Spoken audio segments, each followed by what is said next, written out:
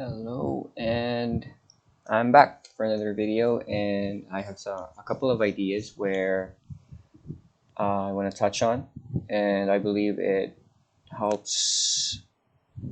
Well, first off, it helped me become, in my opinion, a better human being when it comes to thinking about things, and in a world-centric way. With my aim towards this conversation is, I think it would help some if they heard these ideas. So let me start by saying that failure is just trying. I heard that from Dan Pena, and it really puts perspective in failing in a relationship you tried to start. It didn't go well, so you're just trying. You're trying, and then when it gets right, I mean, when you get an opportunity to be in something like that in a relationship, and then eventually something bad happens and it didn't work out. I mean, and then you reflect on it after the scenario, after the that thing happened, and then you think to yourself that maybe I could have done something, or they could have done something, or we both could have done something, or something like that.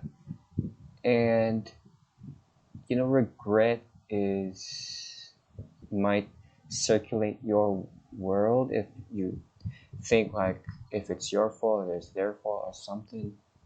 But I just think one should think that if you failed at it, and then there is some regret, because sometimes regret is there when you do feel you failed.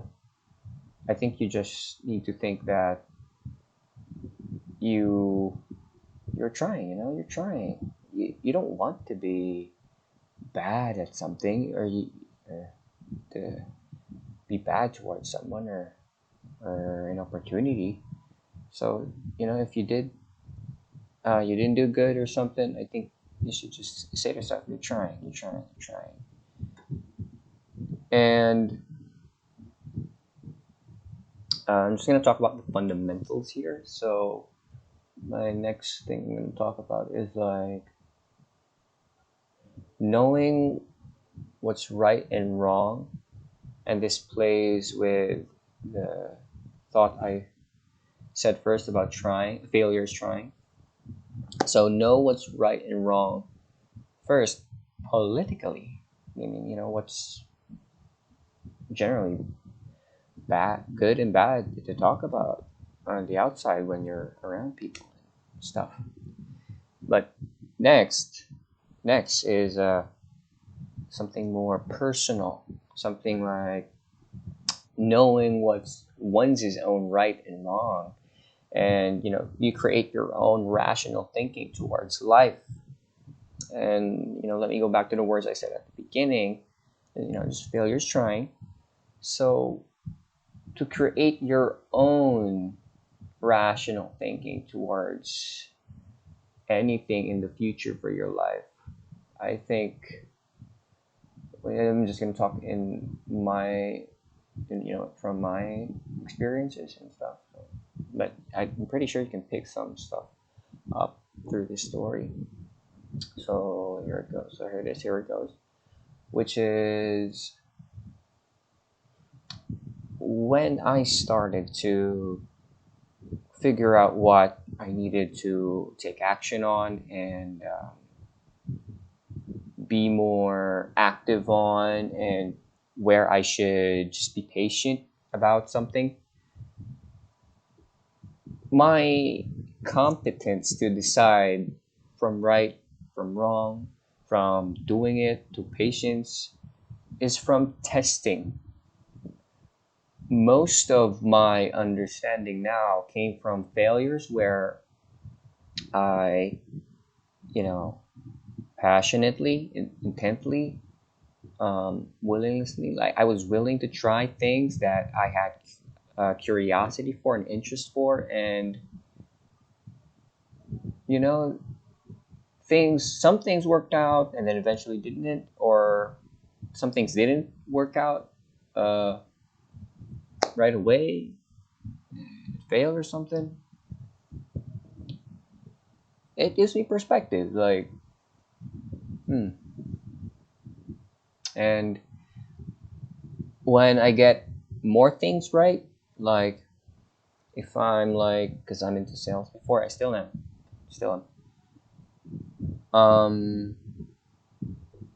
When I got, let's say, a sale, and but the sale came after 10 failures. So after 10 failures, on the 11th try, I got a win. I got a sale. Next is, okay, so after I got the win, I started thinking, oh man, I got pumped again. I'm super enthusiastic. I know that it's doable. I try again. I try again. I try again. And then after maybe, let's say, increase the failures this time, let's say after 15 tries on the 16th try, I got another win. And from there, I started to piece together an understanding towards where I should be communicating in terms of how I see it here, my perspective around specific marketing style. So, yeah, and just repeat that for multiple times. Let's say I got like 100 fails, more than 100 fails, and eventually you get wins, some wins and wins and wins, and then you pick up your momentum. You get good. Instead of getting one after 15 failures, you get two or three or four or five, and then actually, and then you know each win you get, you piece together a perspective, an understanding towards, okay, they all responded to a specific perspective I had in mind when I was communicating with them. And I broke it down into these words. I needed to think outside the product when I was selling, and be more on the emotional side of having it, understanding it, or branding by having it and stuff. The confidence, the understanding it gives, the peace it gives, depends on really what that is. So, in a sense, that I now conceptualize that, okay, through these failures, I learned grit, I learned perseverance and stuff, and other things. And then, as I kept trying again, a different part of me started communicating, and a certain strength, a certain stride in the words that happened. So, how you handle it and stuff. So, ever since realizing that, connecting the uh, dots, connecting the wins around sales I got and stuff, I began to see a picture where I can communicate on. And that picture has been helpful in multiple areas in my life. And it's shown me that with the right perspective, and an understanding of how to communicate that perspective, you get to move the ball. the ball of results, um, greatness in a way, a certain fireworks display when people see it in terms of action and your work. It's quite mesmerizing to oneself if oneself has seen that way through, and that way was figured out through trials and the hardship. Mm, pressure. It was formed by pressure, but a willingness to go into that kind of pressure and just try to make sense out of it. Well, at first, you don't even know why you're trying, and then as you keep trying and trying, you get to see why you try. You find meaning in it now, and you get to see a bigger picture of where you could take it. Where you can take this understanding now, and then eventually, as you get good, I mean, get better, get better, get better.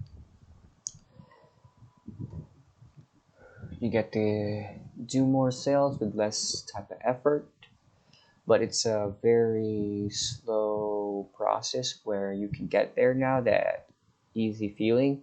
And some uh, words I've heard before that really help with me contemplating around that kind of thinking is, if you understand the game, you don't get scared.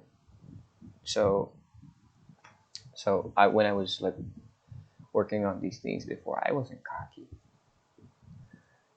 I was always glad that grace touched me.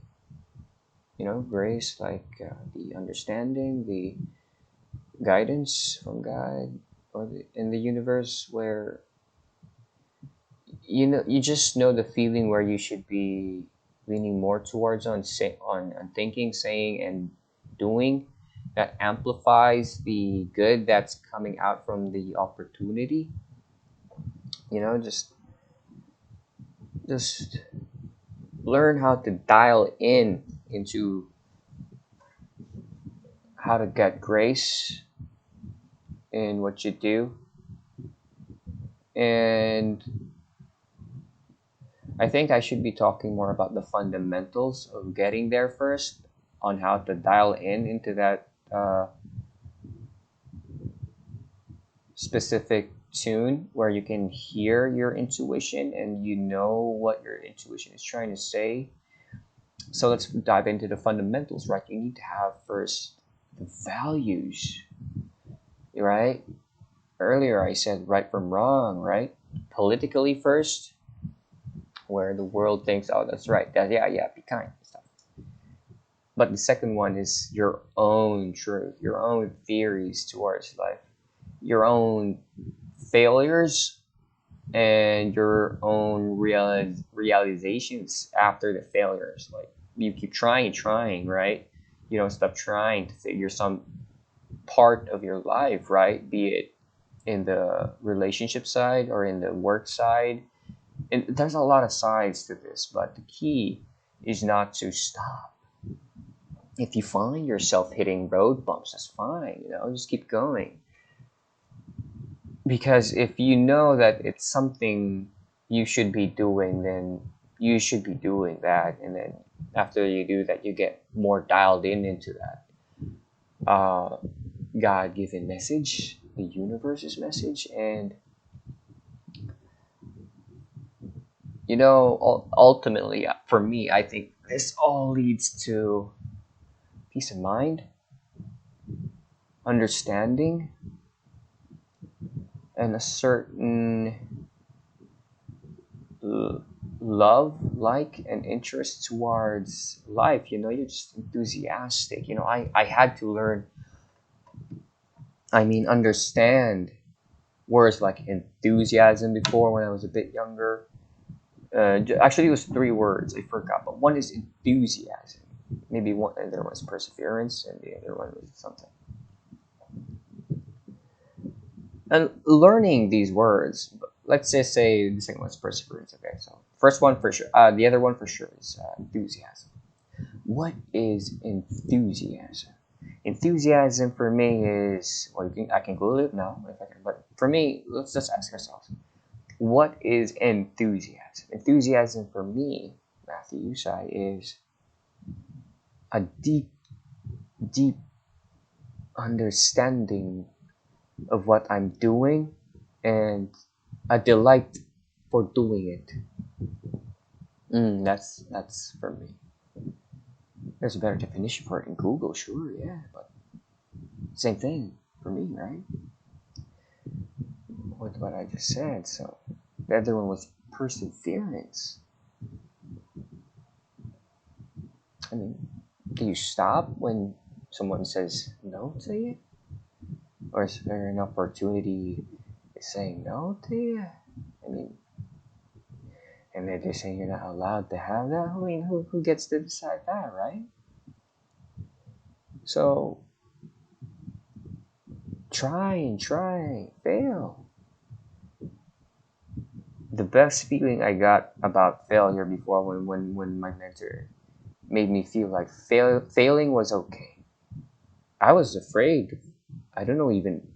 And here's the funny part: people don't even know what they're afraid about when they try to think of doing something. The first thought that their mind was the light of it, and the thought of trying it scares them and stuff. So just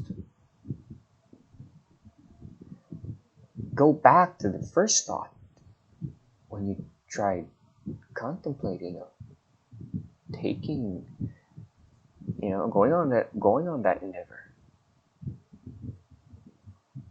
And after trying and failing and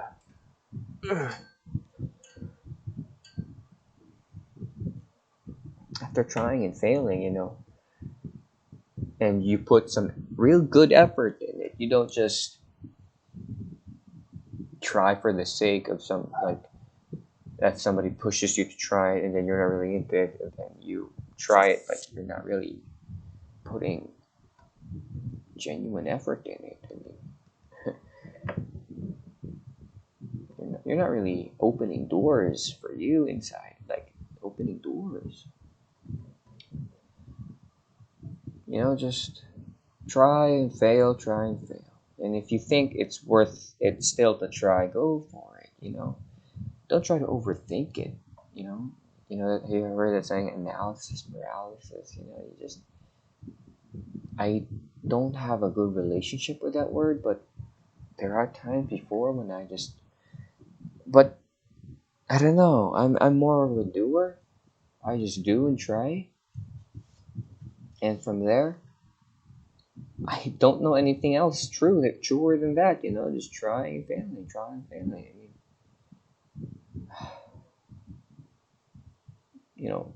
it's just my intuition telling me. And if you find yourself in situations you don't necessarily want to be in, or conversations you don't necessarily want to be in, but for some unknown reason you overlook your intuition saying that you need to leave that scenario, why do you neglect your intuition, right? Or where you put your time in, right? Why would you neglect your intuition? Again, this all comes down to how you understand your own rational thinking. What variables are you thinking about when doing such things, such risks, right? Like, you come up to an opportunity because something in your mind popped that it might prove to be a worthy thing for you because you, the individual, chose it to be something either real or worthwhile doing. So you gotta have the same enthusiasm when you first thought about it. And from there, if you have the enthusiasm and perseverance to that goes along with the vision, and then you try to do something about it, I mean, my God, man, like, you're gonna find yourself with results. You're gonna find yourself with understanding, doors open, and you get to see farther into what that is for you. And I think anybody who realizes that to see farther into something, guidance, in short, like, guidance is what you really aim for, right? Guidance. Like, you can't just keep going and going and going without a plan or a destination you'd like to go. Like, there's a saying that Jim Rohn said, right? Like, that spot. Imagine a spot over there that has just trees and stuff, and then you think to yourself, he thought then, the story goes is, what do you need before you start building something? Because you can't just go somewhere and then stack bricks or, you know uh, hollow blocks or something, stack them up, and then somebody asks you, like, what are you doing? And then you say, I don't know, I'm just stacking stuff here. And they're like, they're gonna take you to a special place. So first, you need to know what you're building. Or if you're starting to think about building, you need to start something with an idea. Mark Zuckerberg said it best, an idea doesn't come fully formed. It becomes to get clear as you work on it. And for me, working on these ideas I have towards understanding around, actually, okay, let me, like, selling and marketing and my ideas about that, but the stronger part of it on the back end, where on the back end you get to see what drives it, is like my hunger for understanding human behavior. Because if you understand enthusiasm, if you understand perspective, if you understand will, if you understand grit, if you understand a lot of the emotions, then you can play in the playground where when you write things that's relevant to something in terms of, let's say, marketing, the service or product, then you can better sell it. If you have an understanding of where this vision or idea and where you're taking it, right? What are you on the back end really saying about your service and your product? What's your brand trying to say, right? When you say Nike, you feel elite, right? If you wear their shoes, you wear their shorts, you wear their shirts and sandals, right? Sleeveless. What's your message? What are you trying to say, right? For me, I'm just trying to make sense. I'm just helping, trying to make sense of things. Now, I've got a good, stable understanding of my fundamentals. That's why I've been able to communicate in a great way towards other people and stuff about where this idea comes from. And you need to take action on your ideas. Ideas make up everything we see around us. I mean, it was an idea to create this laptop, this webcam, this, that book there, that hat, and my phone here, that bag. It came from ideas, but they needed to try it out first, and then improvements came after. But you got to start somewhere. And these, in my opinion, conversations and ideas and thoughts that you can use to converse with the people. If it's an interest of yours, it's definitely an interest of mine. It's not very talked about, and I think it can help if we conduct more talks around these things, because it really helps on how to ease one's mind towards understanding. And I think it helps with anxiety and stuff, because you have concrete factual truths through your trials and the failures, and then your perseverance and your enthusiasm brought you results, success. And if you see results of success like I do, I see results of success, then yes, you get to solidify truths that you now see. And keyword, I mean, keyword there, it's your truth. It's keywords there. It's your truths, your understandings, your you know proven understandings towards life, right? Because when we're all done here, are you glad you figured stuff out on your own, right? I feel like I should end the vlog here now. Really enjoyed this conversation. I feel like I'm getting more comfortable now towards talking to the camera, but I'm very comfortable with talking with people through any platform, really, on a call or Instagram, Facebook, Messenger, and just talking about ideas, plans, where you should invest your time, your money, and time actually is your biggest asset. Where you put your time. Maybe I want to end this with Warren Buffett's uh, a quote from Buffett, where